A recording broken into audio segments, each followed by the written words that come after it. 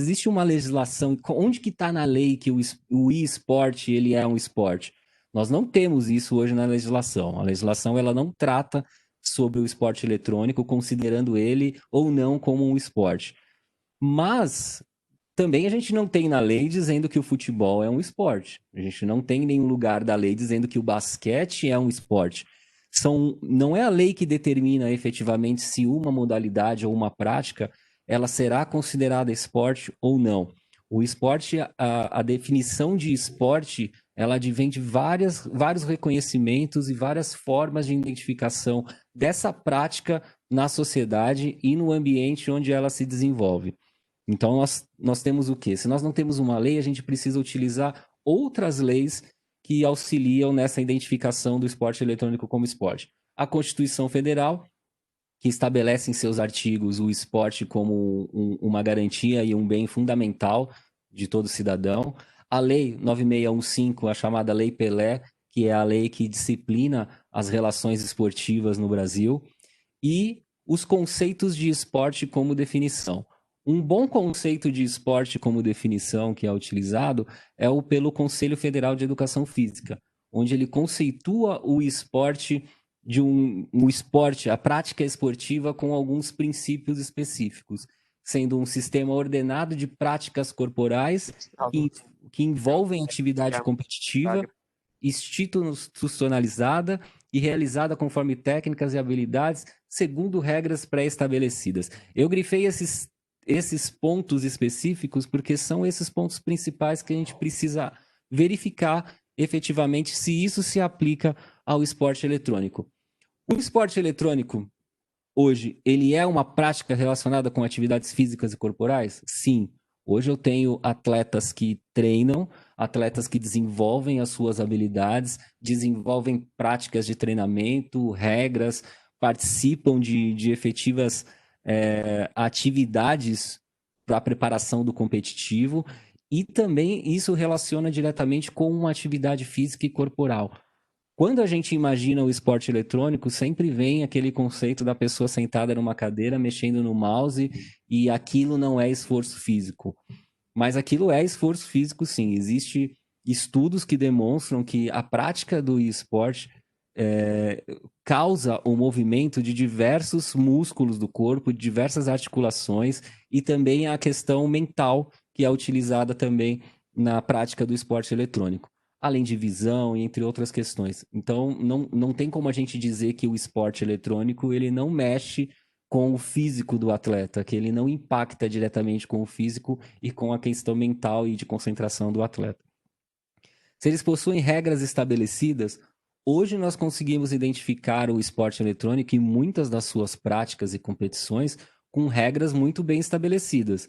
Nós temos campeonatos muito bem organizados, com regras, formas de competição, formas de classificação, elementos de punição quando algo foge às regras que são colocadas pela organizadora.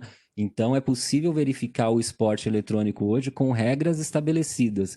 Nós temos campeonatos muito bem organizados e profissionalizantes, muito assim similares a práticas do esporte tradicional. O Campeonato Brasileiro de League of Legends, por exemplo, é um campeonato que existe regras bem estabelecidas, é um campeonato organizado pela desenvolvedora. Hoje nós temos a Liga Brasileira de Free Fire, que é outro um grande exemplo de organização e desenvolvimento do esporte eletrônico. Então não tem como a gente dizer que o esporte eletrônico não se desenvolve dentro de regras estabelecidas e dentro de um cenário profissionalizado. E são instrumentos de promoção, educação, saúde e cultura. É inegável a gente dizer hoje que o esporte eletrônico não atua diretamente na promoção de educação, saúde e cultura, que ele não insere jovens atletas dentro de um cenário competitivo, dentro de um cenário de trabalho.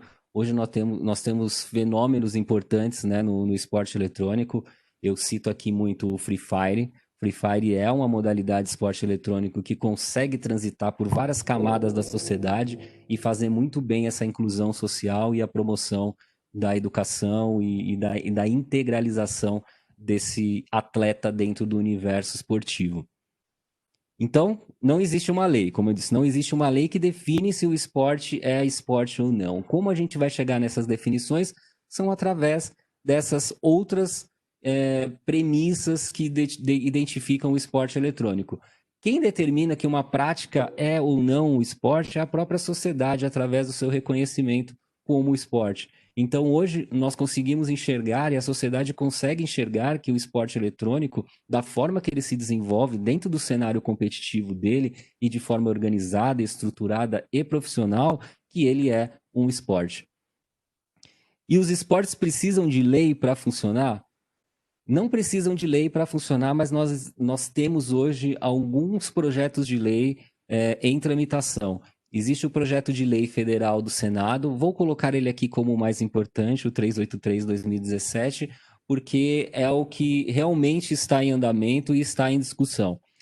Em resumo, o que fala o projeto de lei? O projeto de lei, ele define que o praticante da atividade de esporte eletrônico é atleta, então ele de alguma forma identifica que aquele praticante ele é um atleta e define que o esporte eletrônico é uma prática esportiva.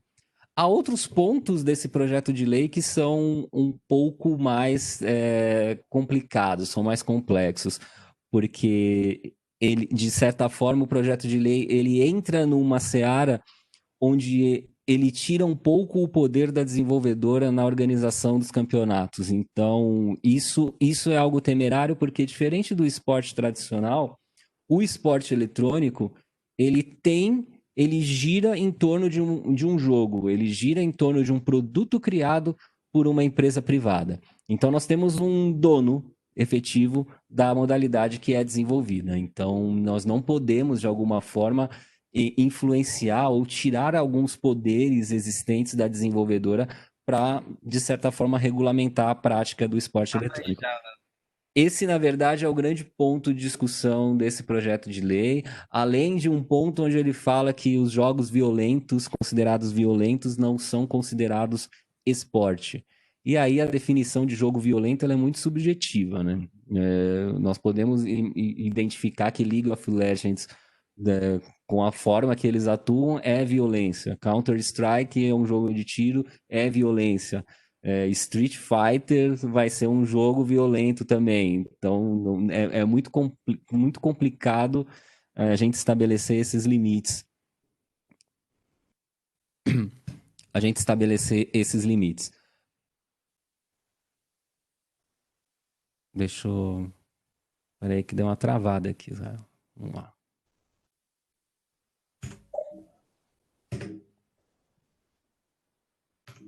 Não tô A conseguindo. sessão também demorou um pouquinho para passar. Deu? Mudou? Assim, isso. Então, perfeito. Definimos aqui e conseguimos chegar na conclusão que o esporte é um esporte. E aí vamos falar um pouco das relações jurídicas. Como funcionam as relações jurídicas no esporte eletrônico? Há várias questões há várias relações que existem entre um atleta, uma equipe, uma organizadora, as marcas e a desenvolvedora. Aqui é só um diagrama de como isso pode ser relacionado. Como é a relação do atleta, que pode ser diretamente com a equipe, mediante os contratos e contratações, do atleta com a organizadora, da equipe com a organizadora, das marcas com atleta, organizadora e equipe, e da desenvolvedora diretamente ligada com todos eles dentro do ecossistema. Então, cada um desses personagens realizam questões jurídicas e realizam negócios jurídicos entre si. As equipes, todas as questões jurídicas que impactam na criação de uma equipe, a definição empresarial. Então, hoje, quando a gente fala sobre uma equipe de esporte eletrônico, a gente vai falar sobre a criação de uma empresa. Não tem como a gente tratar a equipe de esporte eletrônico como se ela não fosse uma empresa. Então, ela passa por todas essas necessidades e todas essas questões de criação e preocupações que hoje uma empresa necessita. Das equipes, as grandes preocupações, os contratos com as equipes, contratos de atletas com equipes, Contratos com patrocinadores são relações jurídicas que envolvem, se desenvolvem aqui no mundo do esporte. Os contratos de transmissão, que hoje não existem só as transmissões feitas pelos canais de streaming, mas já estão chegando na TV fechada. É bem provável que já ganhe a TV aberta no ano que vem. Então, o esporte ele vem tomando a mídia tradicional e vem tomando o lugar de alguns esportes tradicionais no Ibope das grandes massas. Direitos de imagem, contratos com as plataformas e os contratos com as organizadoras e desenvolvedoras. Aqui é um organograma de todos os contratos que a gente pode imaginar dentro da relação do esporte eletrônico. Eu sei que vocês não são da área jurídica, mas é só para ter uma compreensão de quanta coisa existe por trás para quando a gente assiste lá a competição, uma equipe jogando com alguma outra equipe, o tanto de situações que ocorrem antes de tudo isso, o tanto de relações jurídicas são necessárias para que uma equipe consiga se desenvolver e atuar dentro do cenário. E aí, como eu disse, para você ter uma equipe e entrar no cenário, você tem que constituir uma pessoa jurídica. Esse é o primeiro passo. Sempre que me perguntam, o que eu preciso fazer para entrar no universo do esporte eletrônico? A primeira coisa que você precisa fazer, se você tem o interesse e o anseio de criar uma equipe, é constituir uma pessoa jurídica. Você tem que ter um CNPJ, você tem que abrir essa empresa, essa sua equipe, ela deixa de ser aquela sua guilda de Free Fire, deixa de ser aquele seu clã e vai se tornar realmente uma empresa. Outras preocupações, registro de marca, nome e propriedade intelectual. Se você vai criar uma empresa, é necessário que você verifique se essa empresa tem a sua marca registrada, se você pode registrar o nome daquela empresa, né? Muitas vezes a gente cria um time de esporte com algum nome X que alguém criou, mas não sabe se esse nome já existe, se já existe proteção autoral em cima desse nome, dessa marca que foi criada. Então é importante verificar e avaliar essas questões também quando você cria uma equipe. Porque a sua equipe pode crescer e uma das coisas, um dos grandes valores que existem dentro de uma equipe de esporte eletrônico é a venda de produtos licenciados. E você só vai poder vender produtos licenciados se a sua marca efetivamente for sua, registrada e legalmente de propriedade da equipe. As relações jurídicas com os atletas, influenciadores e streamers, essa é uma parte onde a gente entra efetivamente sobre a definição de esporte ou a definição de experimento. Né? Se nós estamos diante de uma equipe que efetivamente realiza práticas esportivas, é importante a gente verificar como isso se relaciona diretamente com os atletas. Porque na relação jurídica, uma questão é importante. Se você tem uma relação que se aproxima de uma relação de trabalho, de uma relação regida pela CLT, não importa se você cria um contrato onde você diz que aquela pessoa não é empregada, aquela pessoa não é o meu funcionário, sendo que no dia a dia a prática ela é realizada. Então, para as leis trabalhistas, o que importa realmente é a realidade do contrato, é a realidade daquela relação que existe entre as partes. Não basta você ter um contrato dizendo que ninguém é empregado, se no dia a dia você dá ordens para a pessoa, se ela tem um horário para chegar, um horário para sair, se ela recebe punições por alguma questão, advertências.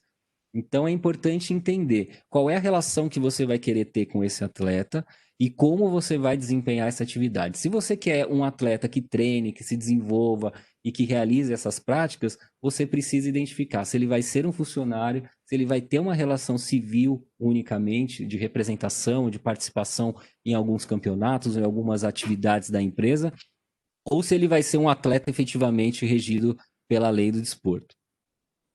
E aí é importante identificar também os esportes, o que são os esportes coletivos e o que são os esportes individuais. Os esportes coletivos são aqueles que são formados por equipes, né? Formados por mais de uma pessoa, onde é necessário você ter efetivamente uma equipe. Os esportes individuais são aqueles que você precisa de um único atleta. Né? Aqui vamos tratar o FIFA só com o X1, não vamos tratar na modalidade Pro Clubs, que são 11, porque aí ele vem para o outro lado aqui, onde a gente coloca dos 11 atletas, e aí é efetivamente uma equipe. E o que isso muda na relação contratual? Se eu vou realizar um contrato de esporte coletivo, o esporte coletivo ele tem que ser feito mediante contrato.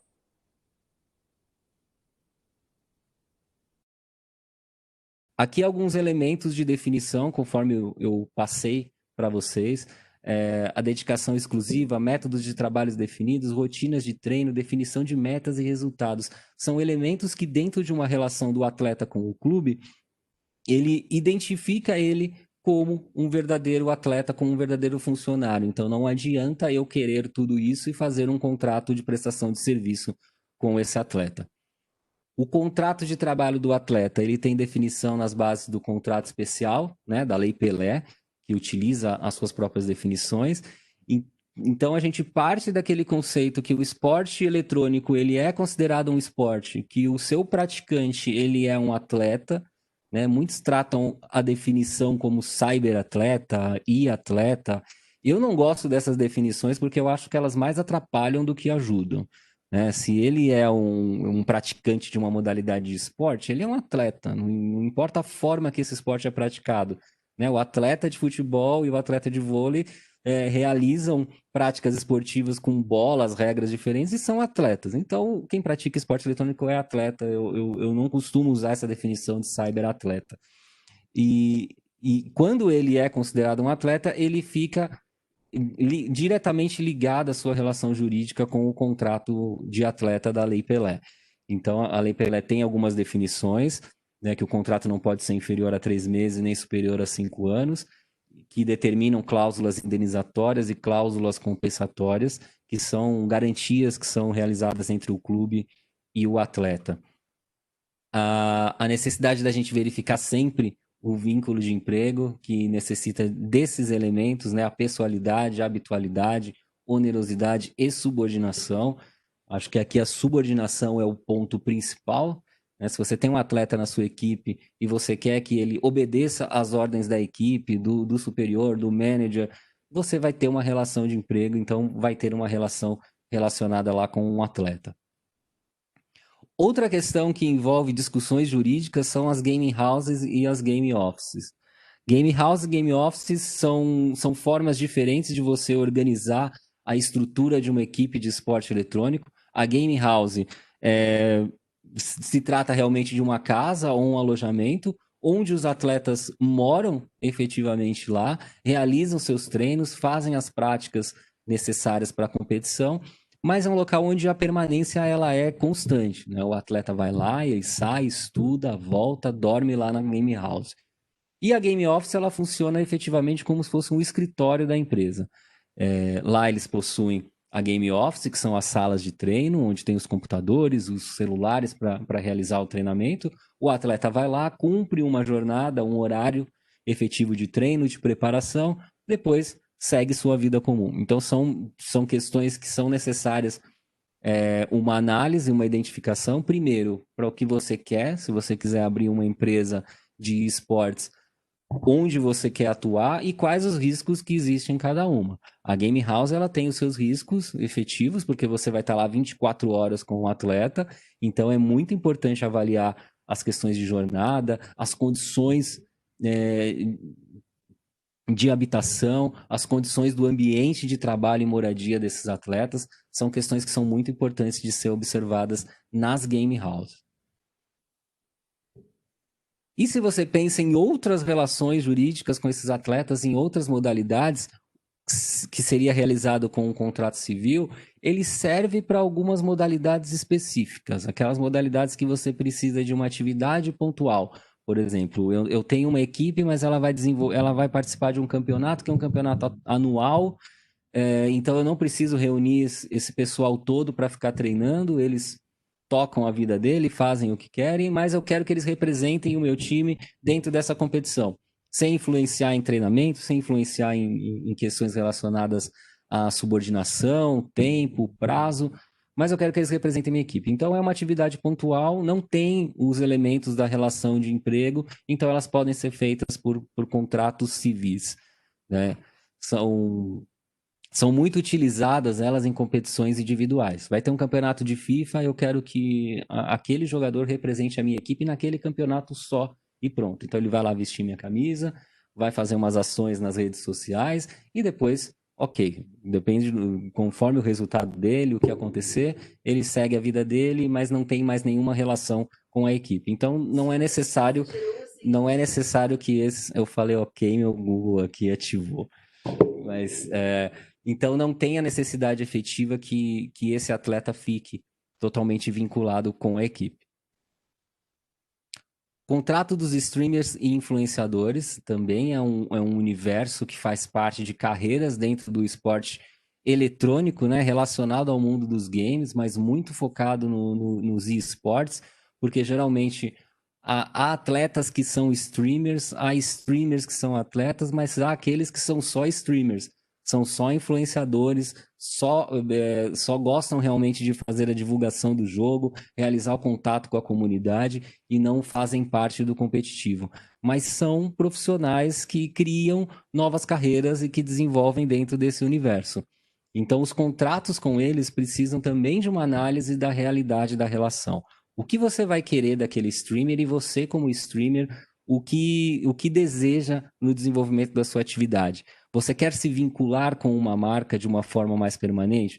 Você quer que isso fique de forma exclusiva? Porque há muitos contratos que são exclusivos, então você fica preso àquela plataforma, preso às vezes a determinado jogo, né? Existem contratos que prezam por exclusividade com o jogo, então você não pode fazer streaming de outro jogo a não ser o League of Legends.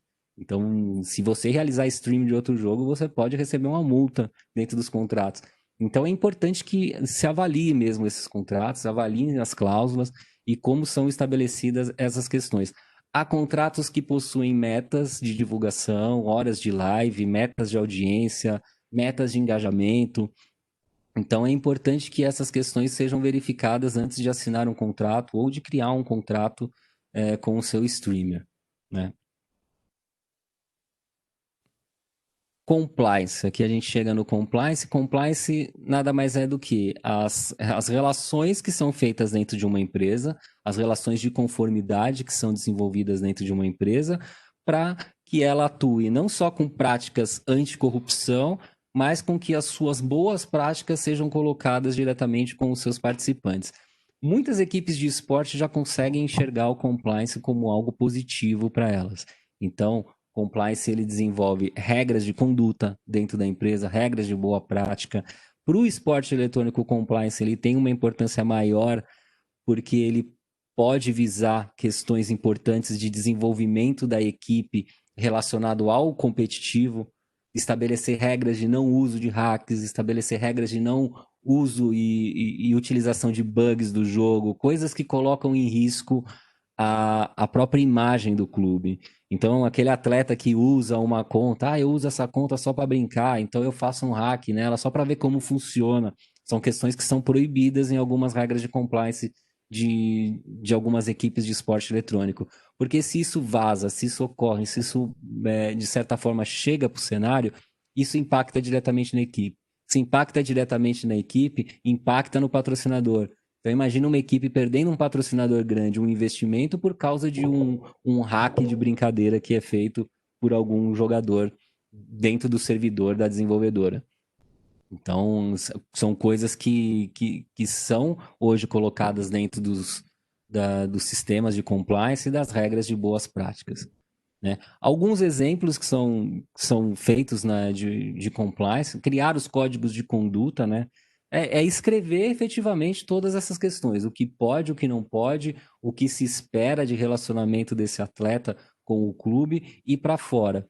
Outro ponto importante aqui é o relacionamento desses atletas nas redes sociais. Então, muitos códigos de condutas estabelecem como será o comportamento desse atleta, o que ele pode ou não pode fazer nas redes sociais, porque a rede social está ligada diretamente à imagem dele e a imagem dele está ligada diretamente ao clube. Então, muitas coisas que a gente vê no Twitter aí acontecendo, muitas trocas de farpas aí no Twitter, isso em algumas equipes já é disciplinado por meio dos códigos de conduta para que eles não façam. E se fizer, tem as punições específicas. Criar procedimentos internos para apurar essas práticas. Então, não basta ter essas regras, você precisa aplicá-las e você precisa efetivamente ter as punições aplicadas quando elas ocorrem, né? Não basta você ter essas regras e aplicar só para um ou outro jogador, você tem que aplicar para todos. Criar o comitê de compliance, né? Criar quem serão essas pessoas que vão apurar e vão receber essas denúncias e realizar as punições pelo comitê.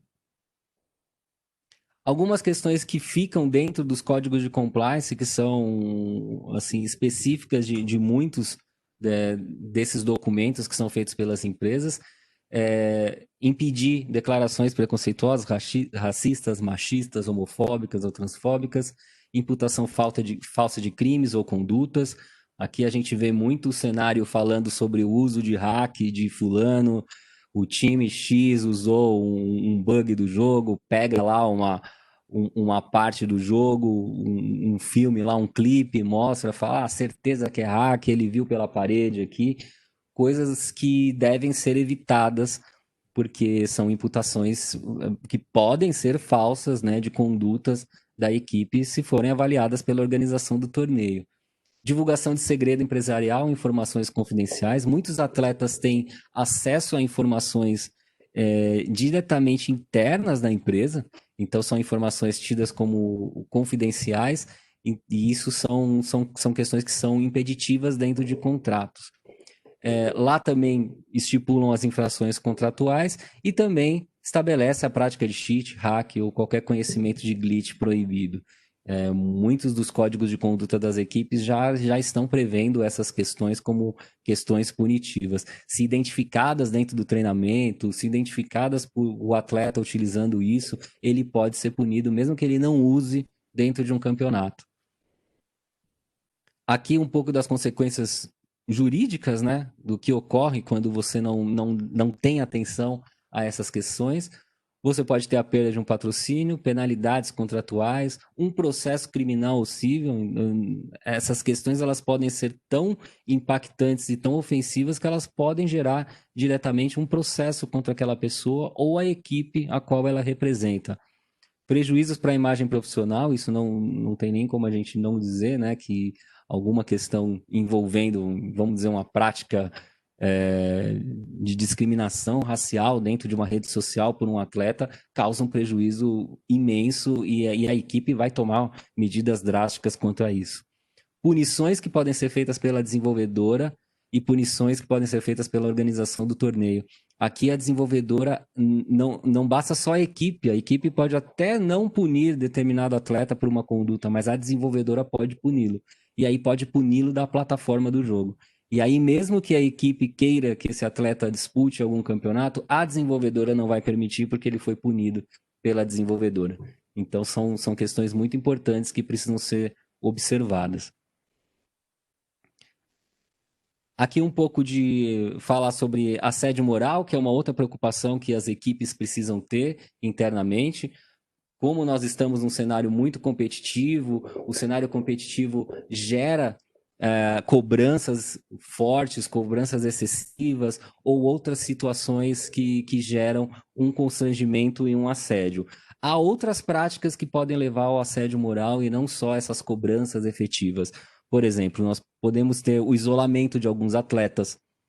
Você pode ter alguns atletas que não são chamados para treinos específicos, atletas que nunca são escalados, atletas que são contratados unicamente para fazer venda de produto ou divulgação de canais e não atuam efetivamente como atletas ao que eles foram contratados.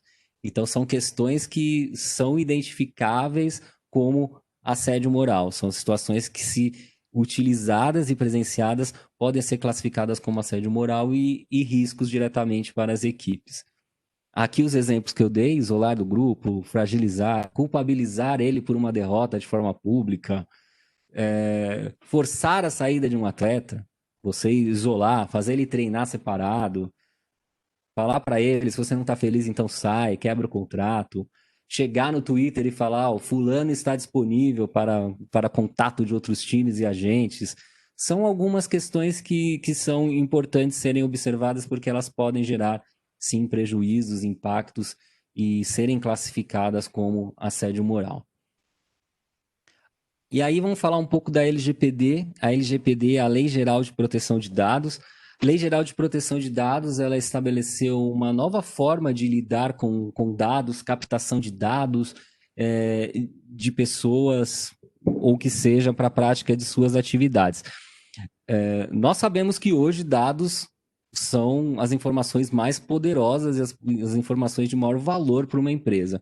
E o desenvolvimento dessas atividades, dessas empresas e a coleta de dados indiscriminados geraram algumas preocupações e a criação de leis específicas. Na Europa teve a RGPD, a lei relacionada de dados da Europa, e a nossa Lei Geral de Proteção de Dados, ela é um espelho de algumas questões principais dessa lei europeia. Então, ela visa efetivamente o quê? Proteger as questões de dados, proteger os usuários e os consumidores desse indiscriminada forma de coleta de informações. Não só a questão dos dados é importante, não só essa coleta dos dados, mas a própria proteção e como efetivamente essas empresas fazem a guarda dos dados e elas utilizam eles. Aqui é só um exemplo, eu trago sempre esse slide para mostrar, onde ele demonstra que a cada segundo 72 tentativas de ataque são feitas para obtenção de dados ou algum vazamento. Então a LGPD também se preocupa com o vazamento de dados. Outro ponto que é importante quando a gente fala de dados é que dados são dados. Então, não importa. Eu tenho uma empresa que não lida com dados. Eu tenho uma empresa que não é uma empresa de informática. Dados são dados. Se você coleta esses dados por meio de um formulário de papel, eles são dados. Se você pega essa informação, placa de carro ou outras questões, são dados. Então, não importa. Não são só os dados que provém de questões tecnológicas ou por meio de coleta em banco de dados, os dados eles são mais do que isso. E a lei estabelece o quê? Dados pessoais diretos e dados pessoais indiretos, dados sensíveis, dados anônimos ou anonimizados. A lei estabelece quais são os dados que vocês podem ter acesso, que as empresas podem ter acesso e utilizar essa forma de coleta. Os dados pessoais diretos, que são aqueles que são coletados diretamente pela pessoa, que são fornecidos, né, pelo titular de dados. Os dados pessoais indiretos, que são aqueles que as empresas conseguem coletar independente da anuência ou não da pessoa, que estão nas redes sociais ou que são dados públicos. Dados sensíveis, os dados sensíveis são aqueles que a lei estabelece como sensíveis, então são dados que necessitam de uma proteção maior e de uma forma muito mais crítica de você realizar a salvaguarda deles. E os dados anônimos ou anonimizados. Dados anônimos e anonimizados, eles não são tratados pela lei porque eles não identificam a pessoa. Então, se a empresa trabalha com dados que são anônimos para pesquisa, de determinado grupo, de determinado lugar, mas não individualiza aquele dado, ele não precisa do tratamento e das preocupações da LGPD. Os dados sensíveis quais são? Dados sensíveis são aqueles de direcionamento político. Então, todos os dados que envolvem direcionamento político, questões de qual é a posição política de determinada pessoa, são considerados dados sensíveis. Dados de saúde, todo dado que consegue identificar qualquer tipo de problema de saúde ou qualquer tipo de situação daquela pessoa, eles são dados que também são dados sensíveis e que precisam ter um tratamento específico da lei. Dados genéticos e biométricos, todos aqueles dados de identificação, de códigos genéticos, de biometrias, são também dados considerados sensíveis. Raciais, religiosos e sexuais e informações sindicais. Aqui, informações sindicais é mais para não ter nenhum tipo de preconceito com aquela pessoa dentro da empresa que é ligada a alguma entidade sindical. E aqui nós temos os titulares dos dados, o receptor dos dados e os terceiros, esse é o caminho que os dados geralmente ocorrem e como eles são protegidos pela Lei Geral de Proteção. E aí, quando a gente fala do esporte, o esporte, assim como qualquer empresa, ele precisa estar atento à Lei Geral de Proteção de Dados. Porque as empresas de esporte, elas lidam com dados a todo momento. As empresas utilizam dados de jogo, elas utilizam dados dos seus atletas, e aí a gente entra num campo também de dados sensíveis que são importantes no esporte eletrônico. As equipes possuem atletas menores, e os dados de atletas menores de idade já são dados sensíveis que precisam de um tratamento específico da lei. E os dados de saúde. As equipes de esporte eletrônico possuem os dados de saúde sobre a condição de um atleta, algum tipo de lesão, afastamento que possui, os dados de desempenho desse atleta durante as partidas. Então, são dados que precisam ser verificados e que a empresa de esporte eletrônico, a equipe, ela precisa ter uma atuação efetiva. E aí, quando a gente fala de novas profissões, a LGPD traz um vasto campo de atuação na área de informática e de computação, porque as empresas vão precisar de pessoas que necessitam compreender dados, necessitam criar mecanismos de segurança específicos, criar formas de como lidar com um vazamento, de como evitar esses vazamentos e como lidar com a Autoridade Nacional de Proteção de Dados, porque a empresa precisa efetivamente dar as respostas quando algum incidente de dado ocorrer para esse órgão regulamentador. Então, a LGPD trará efetivamente aí um grande campo de atuação para a área de computação e informática. E aí eu encerro, acho que eu já quase estourei meu tempo aqui, né, da apresentação. Tentei passar aqui para vocês, pessoal, um pouco do que é a questão do esporte eletrônico, como o esporte eletrônico influencia diretamente no mercado de trabalho e como ele pode ser utilizado em diversas frentes, e em como essas diversas frentes podem gerar também novas profissões e novas áreas de atuação para qualquer tipo de ramo e para qualquer tipo de atividade. Eu vou deixar aqui as minhas redes. Se vocês quiserem conversar, quiserem trocar alguma ideia, tiver alguma curiosidade, falar sobre esporte eletrônico, sobre games, eu fico à disposição. E vou agradecer mais uma vez aqui o Israel pelo convite, mais uma vez a Universidade Mackenzie, que o que vocês precisarem, estou à disposição. Muitíssimo obrigado, viu, professor? Sensacional saber tudo isso, né? Uma área completamente desconhecida para mim. Eu não sabia que tinha tantos detalhes assim. Eu brinco de videogame com meu filho, né? Então, quando se fala profissionalmente, a coisa é levada muito a sério. Porque, na Sim, verdade, eu concordo. É atleta, e atleta tem que ser tratado como tal. Independente se ele é um atleta cadeirante, se ele é um atleta de altíssima performance no atletismo ou qualquer outra, ou esportes, né? Então, é atleta mesmo. Tem uma pergunta no chat. Ele diz aqui, ó, eu sou de ciência da computação. Em que áreas eu poderia atuar dentro do ramo de esportes? olha, dentro do ramo de esportes, a área de ciência da computação tem vários pontos que podem ter a atuação de um profissional. Bom, primeiro que os jogos eles se desenvolvem dentro de ambientes tecnológicos, né? Então já parte por aí toda a parte de servidor, conexão, infraestrutura de rede, uma equipe de esporte, uma organizadora de torneio, ela vai precisar de pessoas que entendam isso, porque não é só o jogo, né? Você tem o jogo que é feito dentro de uma plataforma, ele precisa de uma conexão e ele precisa que não tenha nenhum tipo de oscilação, nenhuma queda, seja controlado o ping, seja controlado toda a cadência do jogo e que isso também seja transmitido. Então, assim, tudo isso precisa funcionar dentro de uma engenharia perfeita para que você não tire a experiência da competição e não tire a experiência de quem está assistindo. Então, só aí eu já vejo muito campo para atuar, para melhora de performance, desenvolvimento de de aplicações para essas questões. Existe uma discussão muito grande sobre o esporte eletrônico no Brasil, do porquê ele se desenvolve só na região sudeste, né? Só São Paulo, Rio, por que ele é o foco?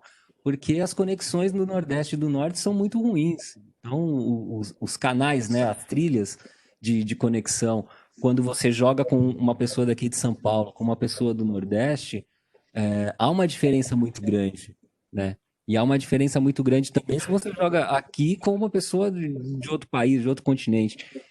Então são questões que precisam ser melhoradas, claro, elas partem também das operadoras, né, de conexão, parte delas oferecerem um trabalho e uma qualidade melhor, né, do que elas proporcionam para a gente, com o preço que elas cobram da gente, mas também parte também de um desenvolvimento de aplicações que possam favorecer, mesmo com conexões ruins, uma experiência boa. E aí toda a parte, por exemplo, de edição de vídeo, a parte de desenvolvimento de redes sociais, a parte de desenvolvimento dos atletas. Hoje as empresas, eu vi que a Team Liquid fechou, a Team Liquid é uma equipe americana, ela fechou uma parceria com a IBM para fazer a análise dos seus atletas, análise de desempenho dele baseada em dados. Então é pegar o desempenho daquele atleta, quantos tiros ele deu, quantos kills ele fez, como foi o desempenho, qual a rota que ele utilizou dentro do jogo, pegar todos esses dados, compilar e trabalhar com inteligência artificial para melhorar a performance do time. Então, você vê onde está chegando isso, né? E aí é a área de vocês, né? É o lugar que vocês navegam muito bem. É engraçado, porque essa parte de análise de dados é totalmente aplicada ao futebol americano, assim como ao beisebol, entre outros grandes esportes que têm muito dinheiro envolvido, grandes franquias e tudo mais. Engraçado como já está seguindo, num tempo muito menor do que esses grandes esportes, Uhum. a mesma tendência. Sim. Gente, mais alguma pergunta para o professor Antônio? Conhece alguma plataforma para entrar no ambiente competitivo de maneira mais fácil e rápida? Atalhos, eu não sei se é possível.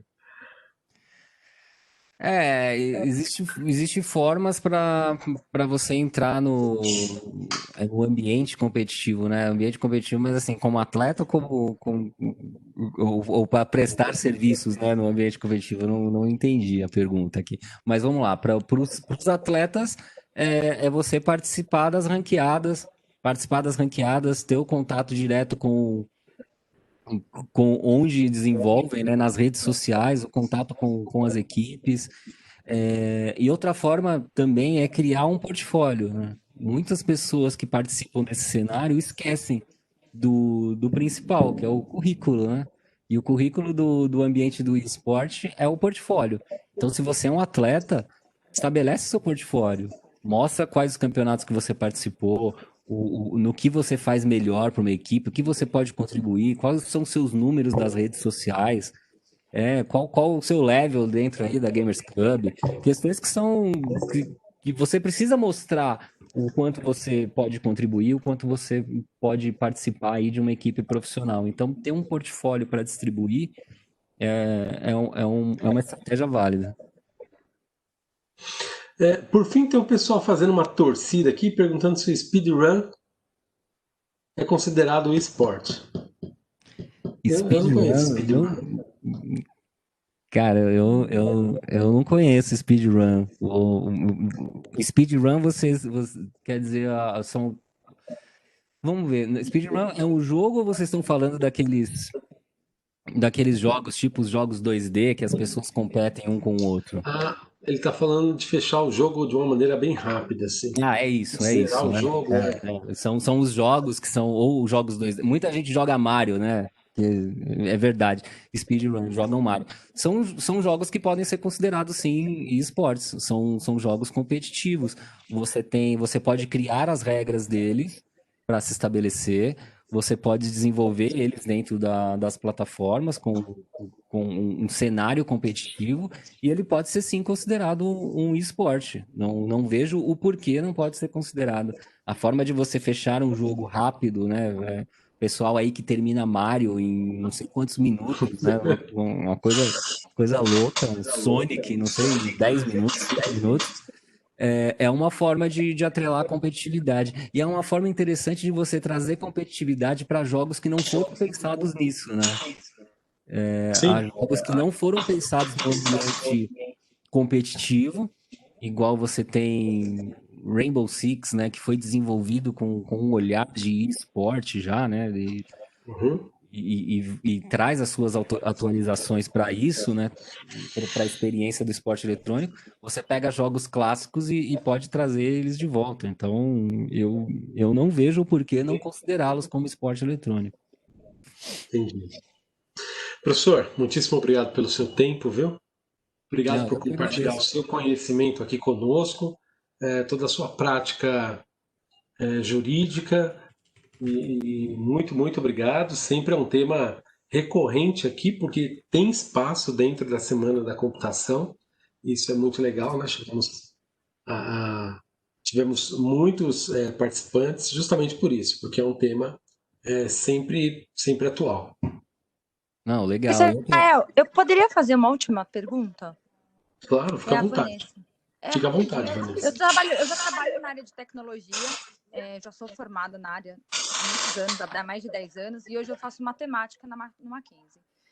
Minha pergunta, você falou de LGPD, falou aí da parte de plataformas gamificadas, quanto que você acha que para a educação, os cuidados que um professor deve ter no que tange lei, legislação, no uso de recursos digitais? Que cuidados que a gente pode ter? Porque a gente falou bastante aqui de plataformas gamificadas, a gente tem usado isso já na educação, mas quais conselhos você dá para os futuros professores que estão começando a usar agora recursos digitais com os alunos, principalmente os menores, no que tange lei? Tem algum cuidado, alguma legislação específica para tipo de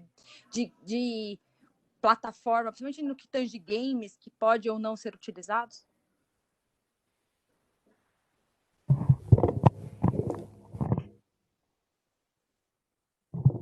Oi, desculpa. Cortou um pouco o seu, eu não peguei o final. Quando você fala de plataformas. Porque hoje a gente está usando agora muitos recursos digitais, principalmente com a pandemia, na educação, né? E você tem aí uma porção de plataformas gamificadas para usar na educação. Eu queria saber, no que tange lei, se a gente tem que ter algum tipo de cuidado nessa escolha, o que a gente deve analisar para que a gente respeite o outro que está do outro lado da tela, que no nosso caso vai ser o menor de idade, né? Essa é uma preocupação muito grande que ocorreu, aí não só na sua área, né, que é a área de educação, ocorreu no mundo jurídico também, né? A pandemia veio e as pessoas tiveram que aprender a usar a força, né, com a tecnologia, usar redes sociais, usar plataformas de videoconferência. Então foi algo que exigiu uma mudança rápida e a escolha das plataformas elas não foram feitas com certa cautela. Então a gente teve gente usando Zoom, usando Google Meet, Microsoft Teams, Webex, e muitas dessas plataformas não eram efetivamente homologadas ou trariam as seguranças específicas para o que você precisa e para a sua atividade. Então, o que eu traria como primeira preocupação é verificar se as plataformas que são utilizadas elas são homologadas em termos de segurança, em proteção dos dados que são feitos e se os procedimentos de participação das pessoas, dos alunos, dos professores, eles têm procedimentos de segurança, né? Senhas específicas que são enviadas para as pessoas, que não são compartilhadas, questões nesse sentido. Plataformas de gamificação também, né? Se você vai utilizar alguma plataforma de gamificação, onde vai ter o uso dos dados, coleta de dados de aluno, de professores, e que também tem a participação da instituição de ensino, né? Porque ela está ligada diretamente nisso, né? Com o risco dessas atividades. é importante avaliar a questão mesmo da integridade do software que está sendo utilizado. Então, pesquisar e buscar informações de integridade e de como ele se desenvolve, as preocupações sobre segurança que existiram. Ninguém falava do Zoom, começaram a usar o Zoom, em uma semana teve um problema de integridade no Zoom, né? Então, são coisas que precisam ter uma certa atenção. Eu falo isso porque o judiciário teve que se adaptar do dia para a noite para fazer audiência virtual. Você imagina, né? Juiz que dificilmente usa computador, alguns pegaram e tiveram que fazer audiência virtual. E aí usavam plataformas que não eram seguras, né? Teve gente fazendo audiência pelo WhatsApp, pra você ter uma ideia.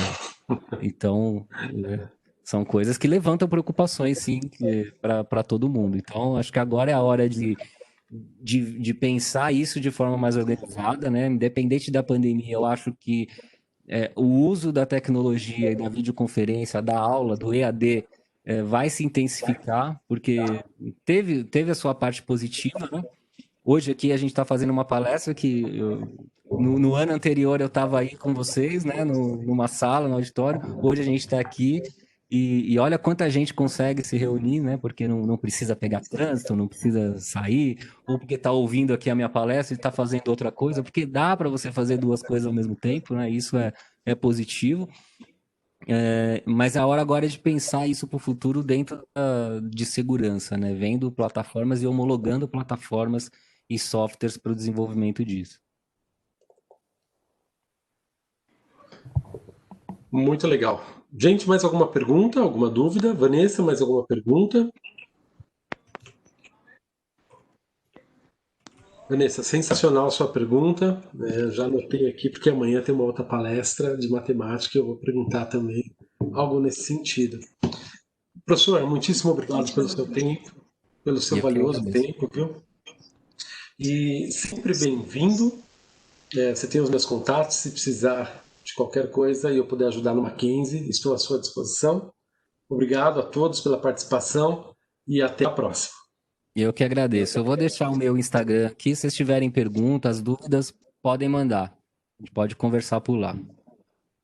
Ah, legal. Perfeito? Muitíssimo obrigado. Boa noite, gente. Valeu, pessoal. Boa noite. Boa noite.